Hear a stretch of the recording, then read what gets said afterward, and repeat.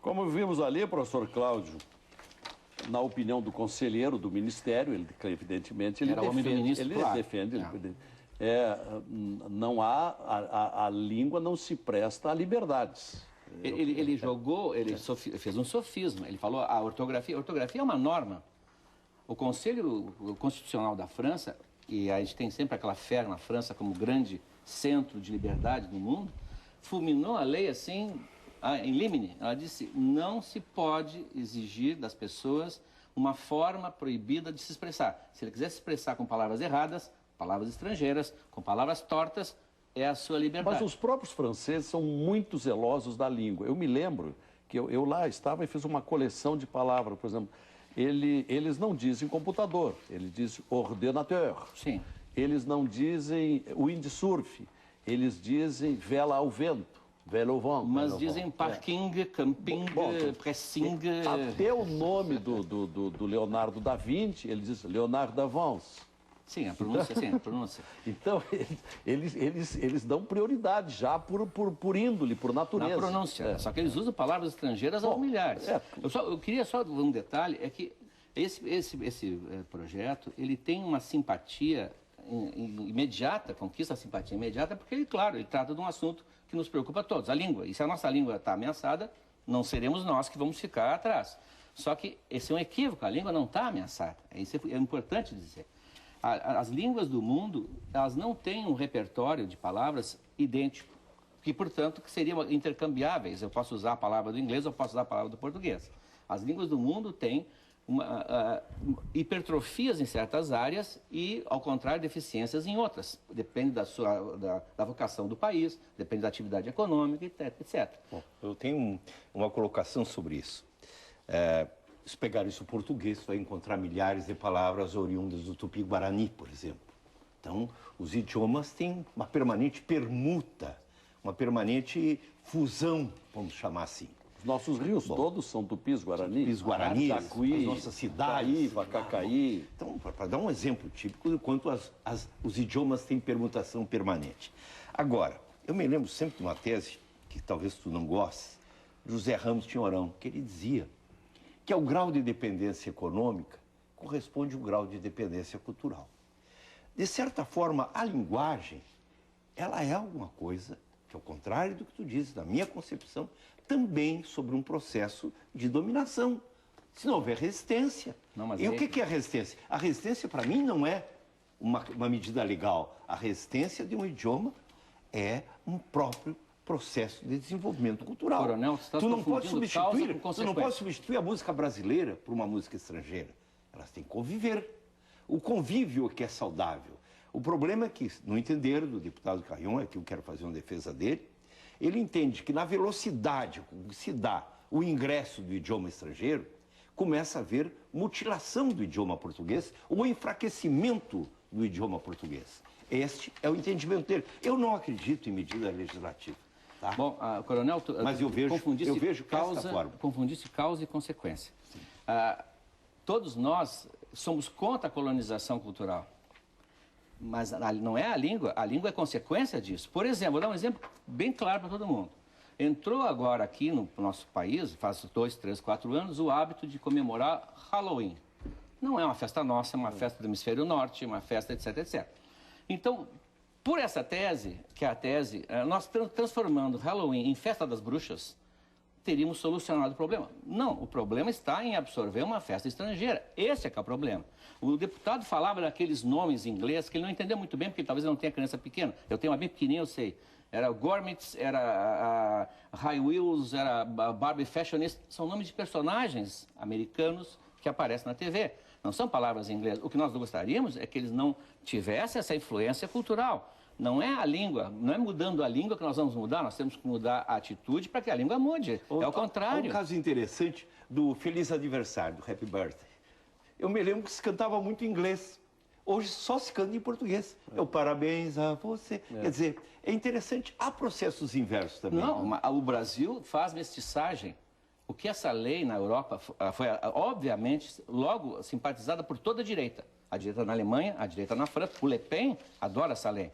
Porque eles acham que tem que ter uma coisa pura. Puro pode ser o povo francês, pode ser a língua francesa. A mestiçagem macula. Nós, brasileiros, como se Tupi-Guarani, as línguas africanas... Aqui teve uma palavra, professor, que se lutou muito para mantê-la e não conseguiram. Autoestrada, em vez de freeway. Eu me lembro que uma vez fiz um debate, há uns 10, 15 anos, tinha um professor que lutou, queria proibir, não usem freeway, usem autoestrada. Mas querer proibir é como ele ir na frente do Guaíba e proibir que o Guaíba flua em direção à Lagoa dos Patos. Né? Eu disse a frase que eu usei, o seguinte, não dá para encarcerar o vento num quarto. Né? Deixa eu fazer um intervalo para recomeçar com o Paulo Rivera, que é o chefe de gabinete do deputado Carrion, que é o autor do projeto. E vamos abrir o próximo bloco, já pegando uma parcial aí, ver qual é o pronunciamento dos telespectadores, se a favor ou contra o projeto do deputado Carrion, que obriga a tradução e a prioridade para os vocábulos em português. 3299-2361, quem é a favor do projeto, 3299-2362, quem é contra. Voltamos.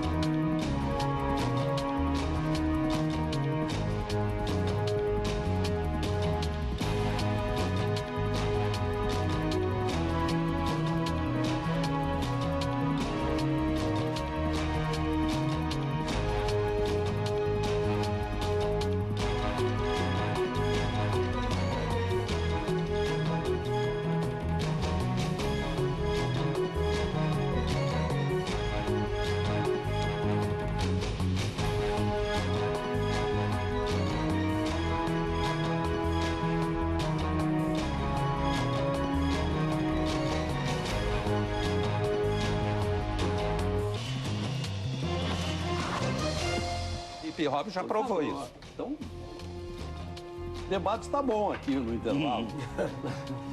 Mas vamos colocar agora o debate dentro do programa que está sendo retomado e estamos debatendo o projeto de lei que já passou pela Assembleia, já está na mesa do governador, obrigando a tradução de vocábulos estrangeiros quando não houver equivalente em português, que devem ter prioridade na escrita no Rio Grande do Sul, na propaganda, etc. E o nosso telespectador, o que pensa? É a favor ou é contra? 3299-2361 é a favor, 3299-2362 é contra. Vamos em seguida ouvir Paulo Roberto Rivera, que aqui representa o deputado Carrion, mas antes aí uma parcial, olha ali, ó. A favor 32%, contra 68% o score desse momento. No final do programa teremos o resultado final. Então, por enquanto, 32%. Paulo Roberto Rivera, a vez é sua. Então, quero, antes de continuar a argumentação a favor do projeto, fazer 2 esclarecimentos aqui. Primeiro, o deputado, quero dizer que a xenofobia não foi trazida por mim ao debate, não me referia a expressões em inglês, não me referia aos Estados Unidos, e essa questão de tentar ideologizar o debate não partiu de mim, deputado, partiu do senhor. Então, a xenofobia não me cabe o chapéu e foi trazida ao debate pelo senhor. Essa questão do hip hop, que tem sido muito colocada também, eu quero dizer que o deputado apoia e continuará apoiando o movimento hip hop, não pelo nome ser português, jamaicano ou americano. É porque o movimento hip hop tira centenas, milhares de jovens da drogatização e os recoloca socialmente. Nós, no nosso mandato do deputado Raul Carrion, somos testemunhas diário disso, porque temos um colaborador do nosso gabinete, que é o presidente da Nação Hip Hop Brasil, vítima da drogatização e que hoje é reabilitado e ajuda milhares de jovens a se reabilitar através do movimento hip hop, reconhecido não só nacionalmente, como mundialmente, como um dos principais instrumentos para tirar a juventude da drogatização. Respeito, professor, todos os seus argumentos. Sei que o senhor é um especialista no assunto. Quem sou eu para lhe contrapor, né? Mas queria aqui citar, não vou dizer o nome da doutora, porque não estou autorizado para isso, embora tenha tentado com contato com ela. O telespectador aí pergunta como seria chamada a semana do hip hop. Teria algum nome? O telespectador fez um... Eu acho que esse é um nome, assim como o samba e o tango não vão ter expressões americanas para serem divulgados nos Estados Unidos. Eu acho que toda regra tem a sua exceção e o bom senso deve falar mais alto. Não é o hip hop que está fazendo com que a língua portuguesa seja esquecida em troca de expressões americanas. Eu acho que existem milhares de outros exemplos muito mais contundentes do que esse. Então eu queria citar aqui rapidamente a argumentação que a professora doutorada da Universidade Federal do Rio Grande do Sul, especialista em tradução, que escreveu, embora o texto seja público, este artigo foi publicado no Jornal da Universidade Federal do Rio Grande do Sul em 2008. Qual é o nome dela? Eu não vou divulgar o nome dela porque eu não tenho autorização dela para divulgar, embora tenha tentado contato com ela o dia inteiro, mas está aqui à disposição dos debatedores se quiserem depois conferir. O que ela disse? Ela diz, entre outras coisas, que o status quo econômico vem impondo sanções a determinadas línguas, de formas muito diversas e subreptícias. Status quo pode, porque veio do latim, né? Exatamente. Submetidos aos atuais processos políticos e econômicos, os países em desenvolvimento não conseguem se safar de transformações estruturais que extrapolam a área meramente econômica. Seria ingênuo presumir que economia, sociedade e cultura operam em esferas diferentes, de maneira que, uma vez expostas à força globalizante, nenhum aspecto da vida social, práticas, tradições e comportamentos permanecem os mesmos. Obviamente, seria uma forma de fundamentalismo cultural sugerir que tudo se mantenha como está, ou como era antes, e não permitir que a cultura se desenvolva. Entretanto, há uma causa legítima de preocupação com relação à velocidade com que as culturas vêm sendo minadas em um mundo cada vez mais unido por laços econômicos. As línguas não escapam a esse processo, ao contrário, têm sido coadjuvantes. Todo conhecimento, produto, serviço, técnica, ciência e tecnologia que importamos vêm acompanhados de literatura em língua inglesa. Isso não sou eu que estou dizendo, é a professora. Muitas e cada vez mais palavras do inglês estão sendo indiscriminadamente incorporadas ao português. Em alguns casos, a desculpa é de que elas nomeiam conceitos novos para os quais ainda não possuímos equivalentes. No entanto, isso também acontece em inúmeros casos onde elas poderiam ser facilmente traduzidas. A incorporação de palavras estrangeiras nega todos aqueles princípios colocados no início desse artigo. Elas são estranhas ao nosso sistema.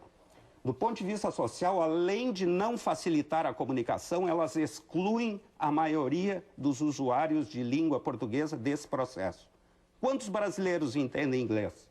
E por que deveriam ser obrigados a usar outra língua em sua terra natal? Existe um conceito entre os linguistas, atentos, cientificamente demonstrado, porém politicamente chantageado, de que todas as línguas, em princípio, têm condições de gerar as palavras quando isso for preciso. Afinal, foi assim que elas evoluíram e devem continuar evoluindo.